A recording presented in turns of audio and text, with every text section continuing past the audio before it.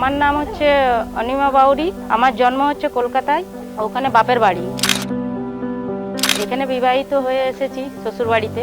তো বাপ মা সবাইয়ের আমাদের 2000 লিস্টে নাম আছে। 2000 লিস্টের নাম আছে, তার মধ্যেও আমাদের মানে নোটিশ আসছে।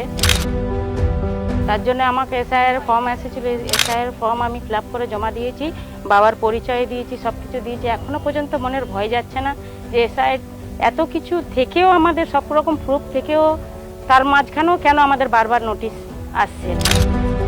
সে ভয়ে আমাদের মানে দিনের পর দিন মানে রাতের ঘুম যাচ্ছে। হ্যাঁ, আমরা তো জন্মগতই বাঙালি, আমার বাবা মা সবাই বাঙালি। এইখানেই জন্ম, এখানেই সব কিছু, পশ্চিমবাংলায়। তার জন্য কি আমাদেরকে বাংলাদেশ পাঠিয়ে দিবে? আমরা কি বাঙালি বলে আমাদের কোনো এইখানে অস্তিত্ব নেই?